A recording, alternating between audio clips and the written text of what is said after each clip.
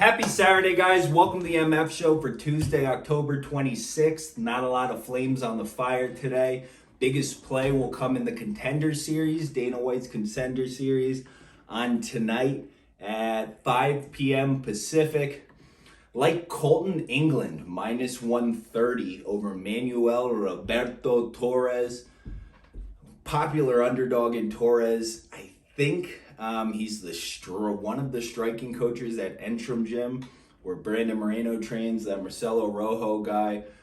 Near the PI, a lot of Mexican fighters getting opportunities, trying to grow the brand in Mexico, similar to China, makes sense. I don't know, I'm not super impressed by the Torres guy. I think he's beaten a bunch of cans. Seems kind of glass cannon-y to me. He's only gone to the decision once in his career. Kind of take a look at him. You can't judge someone's toughness by looking at them. But I don't know.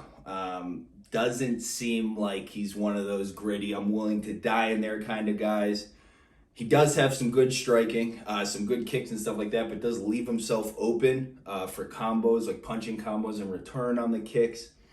Wasn't wildly special to me. I mean, these complete cans. The last guy he fought, just like smaller, unathletic guy who just charged in with his neck out, got cinched up a guillotine in like 30 seconds. Just seemed like it was like, I don't know, can building, freaking grappling practice, whatever it is. Englund, on the other hand, is an interesting guy. A little more like he's going to slowly apply pressure, move forward. A little bit with his hands down, which is why I think this Torres guy is a popular underdog pick. Englund is a lot better in the pocket than out of the pocket. When at range, this other guy probably isn't going to be able to land head kicks. We might have to survive like a little scary early moment, getting rocked with a head kick or something like that. But once Englund closes the distance, I like his boxing.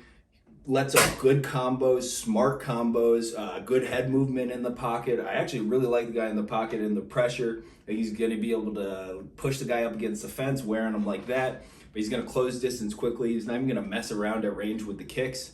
Some other people have been saying the guy's chinny because he's been knocked out a few times before. This guy's got a weird story where he was scheduled to fight in front of Dana like years ago.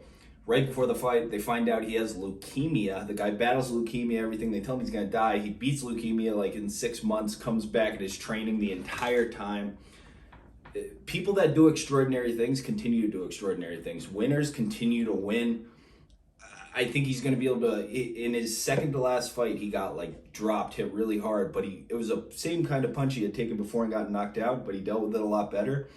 I don't know, maybe when you have leukemia in your body and you get punched, maybe your body goes out a little quicker. It's like, we got leukemia. We probably should take a nap. I don't know, I just don't think, it's like you're going KO or bust on Torres at like a plus 105 price or something at minus 130. I'm saying like 60% of the time, my guy doesn't get knocked out, applies his pressure. I think gets a late finish. Either like with a good combo on the feet, he has the guy up against the cage, good combo on the feet, and he had some kind of hook.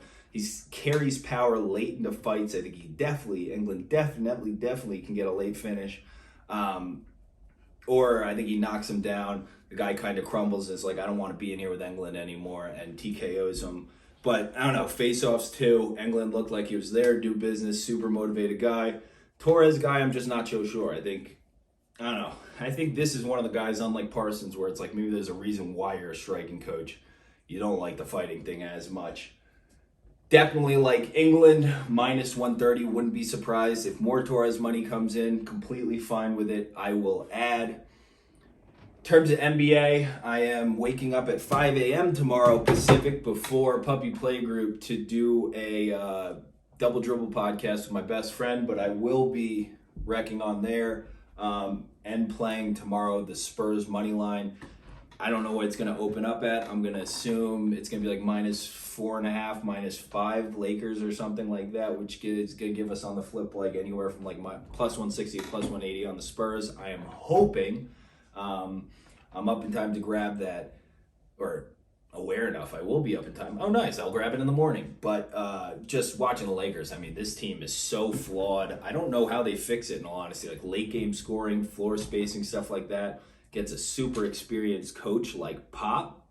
Pop's still coaching there, right? He didn't retire. No, I would know something like that, right? Yeah.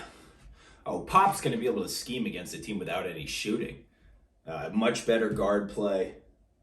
I don't know. The Lakers lost the first two like handily, then tried to give away the one whatever against the Grizzlies, but Ja missed the final free throw. They would have lost in OT. I think the Lakers look terrible.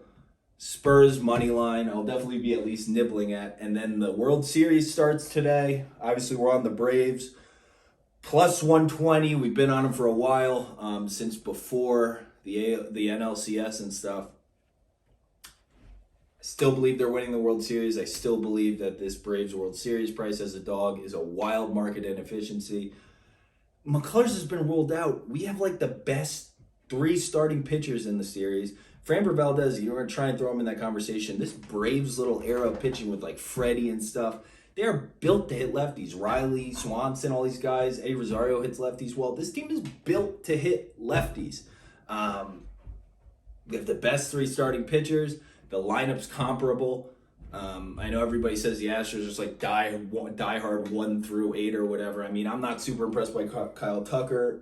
Yordan Alvarez sucks if you pitch that guy the right way. I don't know why people just throw him fastballs right down the middle of the plate, but if you pitch the guy well, you'll get him out. You saw it in the playoffs, like the last push they made. I don't think that guy got to hit the entire playoffs. It's very easy to get him out. The Astros lineup, I give them the respect to Altuve, Correa, Gurriel, and stuff, and Brantley, but I mean, what are they? I don't think the Braves lineup is that much worse. This isn't like an Astros lineup like the Red Sox a few years ago, where it's such a superlative fuck you lineup that just the rest of it doesn't matter, and they're just gonna bleed like Salem Price's career's dry and just go for the whole thing. They don't have those people to do that with regardless. The Astros, like, they're just going to run out of arms. But this offense isn't that level elite. Braves had better bullpen arms on the back end. Like, outside of Gravely and Presley and stuff, you're like, I'll take the 2x, 3x number of pitchers the Braves have, more trustworthy arms. Luke Jackson can't let up like 3 runs every time he goes out there. They'll have him eventually back. I just don't see it. I honestly think this is like a minus 200 Braves, minus 220, something like that. Like massive favorites.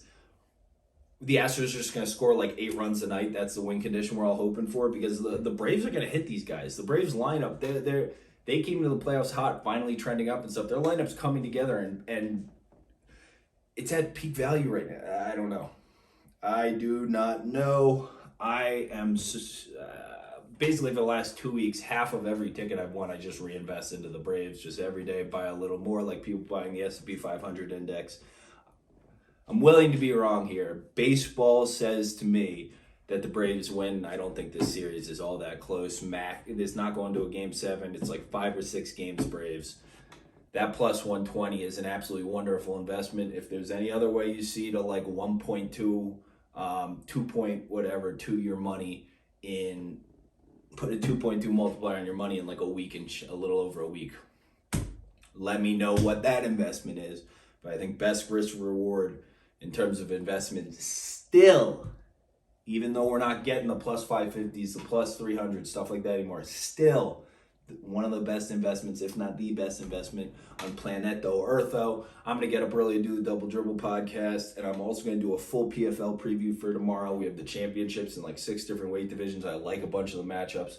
Full PFL preview tomorrow. Kolton Englund, good luck tomorrow, my brother. Look at Spurs money line. Let's go Braves. Ooh, and who they say that beat the Bengals? Da, da, da, da, da, da, da.